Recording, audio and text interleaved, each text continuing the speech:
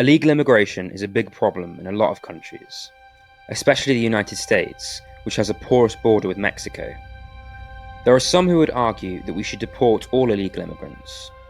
Others who state that it is simply not practical and that they should be offered amnesty, which means a pardon for the crime of immigrating illegally.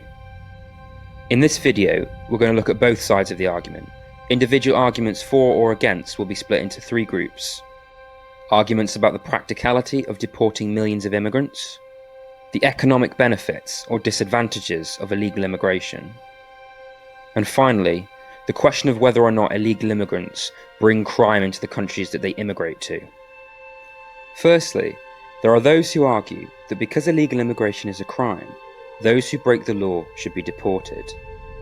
Other criminals are not offered amnesty when they break the law, so why should we tear up the rulebook for illegal immigrants?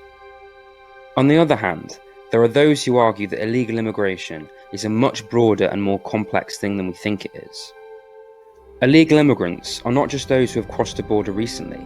Many are children, and many are people who have legally immigrated but then overstayed their visas, something that is a significant problem in the UK. As well as this, these people argue that it would be extremely expensive to deport the many immigrants illegally residing in a country. For example, according to the 2011 Census, the illegal immigrant population in the United States is 11 million, or around 5% of the United States population.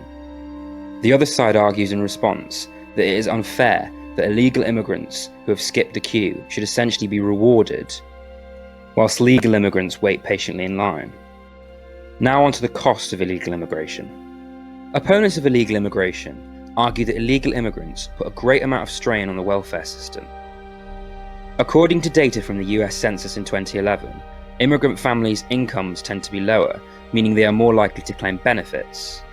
Also, a CDC study from 2017 indicates that Hispanic women tend to have more children on average than both black women and white women.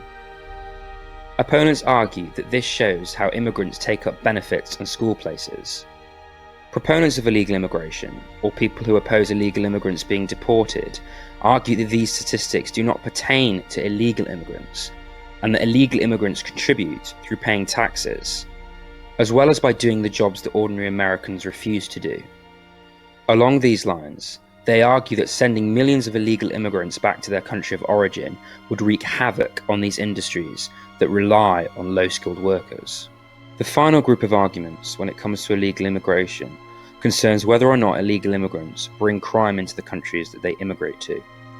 According to a Justice Department book on prisoners in state and federal institutions, Hispanics make up a disproportionate percentage of the prison population in both New Mexico and California, states close to the border. Opponents of illegal immigration use statistics like this to demonstrate how terrorists and gangs are more easily able to come into America through its porous border. On the other hand, according to census data going back 30 years, the foreign-born US population has been rising. Yet according to FBI statistics, the crime rate has fallen over the same time period. In conclusion, it seems that the illegal immigration debate hinges not on whether its legal status is accepted. Both sides accept that it's illegal and people should use legal means of entering a country. Instead, I think the debate comes down to whether or not you think it's morally and economically practical to deport millions of people. That's illegal immigration. Thanks for watching. Please like, please share, and please subscribe.